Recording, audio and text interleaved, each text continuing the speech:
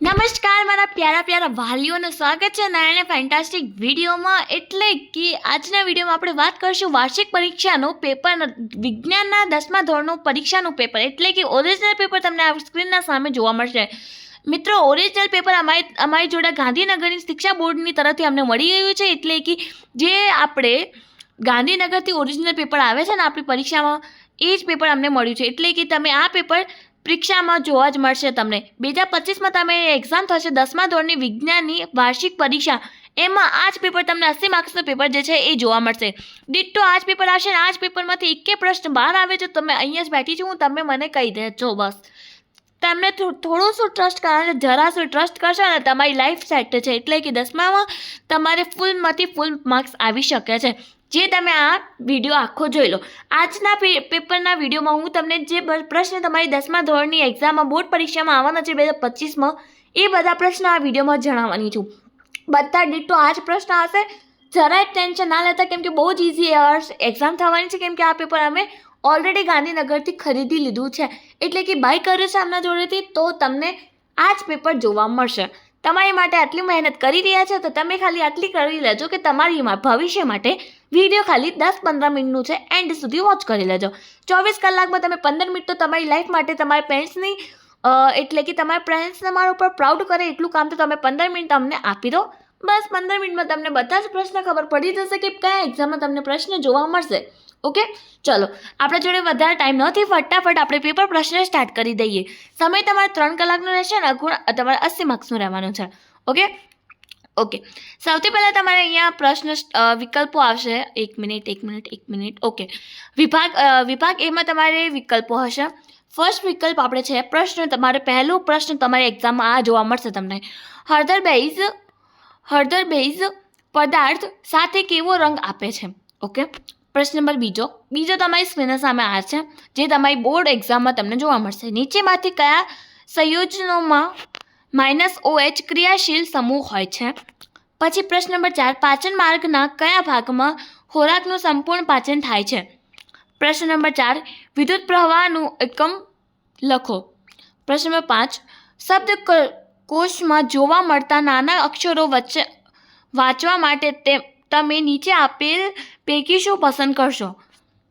પ્રશ્ન નંબર 6, પ્રિસ્બાયોફિયાની ખામી ધરાવતી વ્યક્તિ કયા લેન્સના ચશ્મા પહેરતી હશે? નીચે આપેલા સાચા બને તેવી રીતે ખાલી જગ્યા પૂરા કરો. ખાલી જગ્યા છે અહીંયા.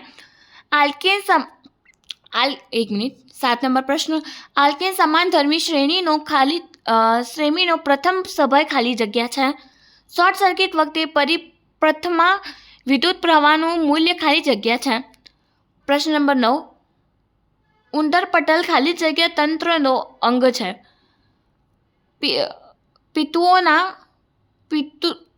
પિતૃઓના લક્ષણો ખાલી જગ્યામાંથી પ્રાપ્ત થઈ શતતિમાં ઉતરી આવે છે.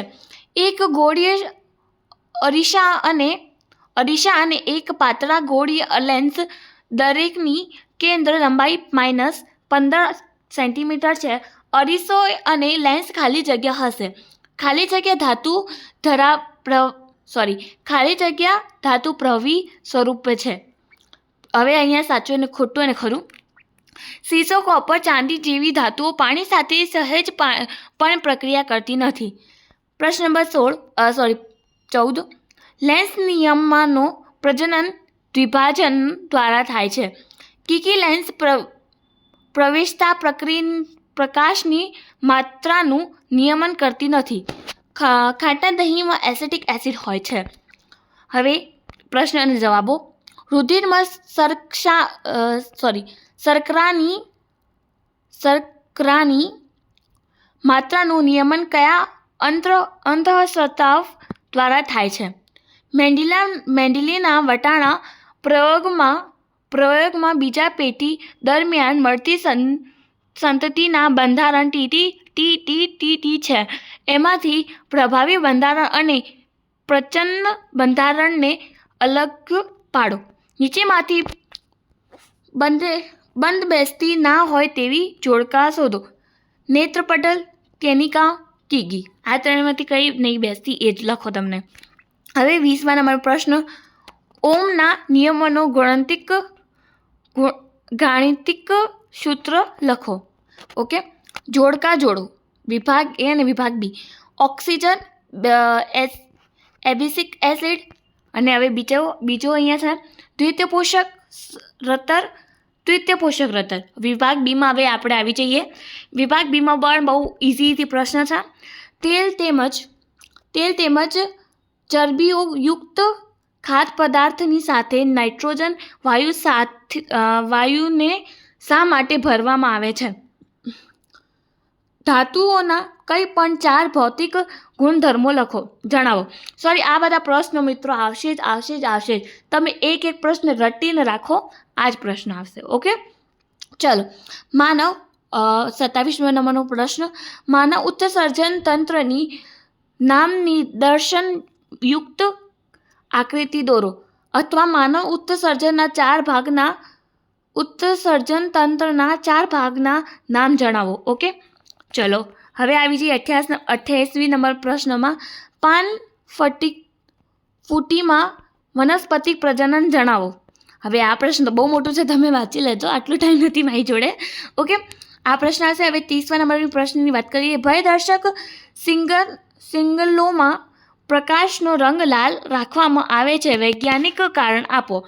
કઈ વિદ્યુત બલ્બના ફિલામેન્ટ તારમાંથી 0.5 એ વિદ્યુત પ્રવાહ 10 મિનિટ સુધી રહે છે, તો પરિપથમાં વહન પામતો વિદ્યુત ભાર ગણો. તફાવત આપો. શ્રેણી જોડકા, સમાંતર જોડકા. 33મા નંબર પ્રશ્ન,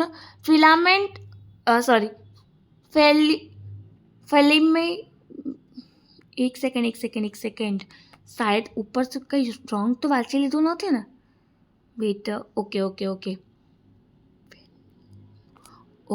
ચલો. 33મા નંબર પ્રશ્ન, ફેલ્મિંગનો ડાબા હાથનો નિયમ લખો અને આ સિદ્ધાંત પર કાર્ય કરતા કંઈ પણ 2 વિદ્યુત ઉપકરણનો નામ જણાવો. ચલો. પ્રશ્ન નંબર 34, તફાવત આપો. જૈવ વિઘટનીય પદાર્થો. પ્રશ્ન નંબર 35, નિવસન તંત્ર એટલે શું, તેનો ઘટકો જણાવો. આકૃતિમાંથી નીચે આપેલ ભાગોના નામ શોધો. ડાબું કર્ણક, જમણું શેપક, આરોહી ધમની કાંડ, આંતર શેપક પટલ. ઓકે, અથવા તમે આ પણ કહી શકો છો, મનુષ્યના હૃદયના કર્ણક અને શેપક વચ્ચેના કંઈ પણ બે તફાવત નોંધો. પછી આગળ આવી જઈએ સેક્શન સીમાં, એટલે કે વિભાગ સીમાં. આ પ્રશ્ન તમને જોવા મળશે. ફટાફટ આપણે વાંચી લઈએ. ચલો. ઓકે, વિઘટન પ્રક્રિયા એટલે શું? કઈ એક ઉદાહરણ રાસાયણિક સમીકરણ દ્વારા સમજાવો. પ્રશ્ન નંબર 39, અન્ય સંયોજનોનો ગુણધર્મ સમજાવો. ધાતુ ક્ષરણ અટકાવવાનો ઉપયોગ જણાવો. હવે નેક્સ્ટ પ્રશ્નમાં, એક અવલોકનમાં જોવા મળ્યું કે એક બંધ આડામાં મૂકેલ છોડનો પ્રકાશ ખુલ્લી બારી તરફ વહેલું હતું, જ્યાંથી સૂર્યપ્રકાશ આવતું હતું. ખુલ્લા મેદાનમાં ઉગેલ છોડનો પ્રકાંડ ઉપરની તરફ વિકાસ પામે છે, તથા મૂળ જમીનની તરફ અંદર વિકાસ પામે છે. ઉપરોક્ત બંને ઘટનાઓનો માટેનું કારણ સમજાવો. માનવમાં માદા પ્રજનન તંત્રની નામ નિદર્શન યુક્ત આકૃતિ દોરો, અથવા માનવમાં માદા પ્રજનન તંત્રના કોઈ પણ ભાગમાં નામ આપો. વ્યાખ્યા આપો. જરાયુ. 43 નંબરનો પ્રશ્ન, પુષ્પના આયામ છેદની નામ નિદર્શનયુક્ત આકૃતિ દોરી. સપુષી વનસ્પતિઓની લિંગી પ્રજનન સમજાવો. ઓકે, તો આ પ્રશ્ન તમારે સેક્શન સીમાં હશે. હવે સેક્શન ડીની વાત કરી લઈએ. પીએચ માપક્રમ વિશે માહિતી આપો અને મનુષ્યના પાચન તંત્રમાં પીએચનું મહત્વ સમજાવો. ધોવાના સોડાની બનાવટ લખો અને તેના કંઈ પણ 4 ઉપયોગ જણાવો. સાબુની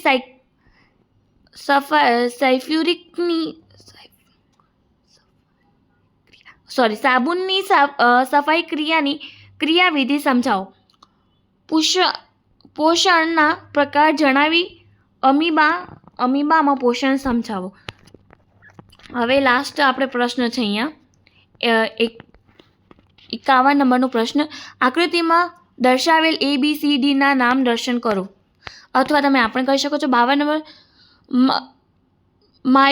માયોપિયાની ખામી અને તેનો નિવારણ સમજાવો. ઘરેલું વિદ્યુત પરિપથ વિશે આકૃતિ દોરો. અને અથવા લાસ્ટ છે આપણે અહીંયા ઓવરલોડિંગ એટલે શું? ઓવરલોડિંગથી થતું નુકસાન અટકાવવા શું કરવું જોઈએ તે જણાવી ઘરેલું વિદ્યુત પરિપથ વિશે સમજાવો. ઓક્સિજન રતર વિઘટન કેવી રીતે પામે છે તે સમજાવો. કચરાના નિકાલની સમસ્યાને ઓછી કરવા માટે તમારા વિચાર જણાવો. ઓકે, તો મિત્રો આ જ પ્રશ્ન તમારી સાયન્સના એટલે કે વિજ્ઞાનની પરીક્ષામાં તમને જોવા મળશે. બહુ જ ઇઝી કામ થઈ ગયું છે તમારી માટે કે 10મા ધોરણની પરીક્ષામાં વિજ્ઞાનના પેપરમાં 10માં 80 માર્ક્સમાંથી તમને 80 માર્ક્સ સ્કૂલમાંથી હવે તમને કેટલા મળે એ ખબર નહીં, બટ તમને આ પેપરમાંથી 80 માર્ક્સમાંથી 80 માર્ક્સ તમને મળી જશે જે તમે આ પ્રશ્ન પેપર આખું વાંચીને રટીને જાઓ તો. ઓકે, તો ચાલો હવે મળીએ આપણે નેક્સ્ટ વિડીયોમાં. હવે તમને હું જણાવી દઉં કે તમને આ પેપરના જે PDF છે એ ક્યાંથી મળશે અને આના આન્સર પણ ક્યાંથી મળશે. ઓકે, તમને આન્સર તમને ના આવડતા હોય તો તમે મને કોમેન્ટમાં કહી દેજો કે મેમ તમને જે સોલ્યુશનની જરૂર છે તો હું તમને બધા એક પ્રશ્નનો સોલ્યુશન સાથે વિડીયો બનાવી દઈશ. ઓકે, ચલો તો તમને એકમાત્ર GSEBની ગવર્મેન્ટ વેબસાઇટ છે અહીંયા આપણે study village STUDYVILLAGE study village છે મિત્રો. ત્યાં તમને આખું પેપર મળી જશે. PDF પણ તમને ત્યાં મળી જશે. આખી પેપરની PDF તમને મળશે ને તમે ત્યાં જઈને ફટાફટ ડાઉનલોડ કરી લેજો. અને તમારે જે મિત્રો પણ 10મા ધોરણમાં તમારી સાથે છે તેમને પણ એ વિડીયો જરૂરથી શેર કરજો. મળીએ નેક્સ્ટ વિડીયો. ત્યાં સુધી મિત્રો ધન્યવાદ and all the best for your exams.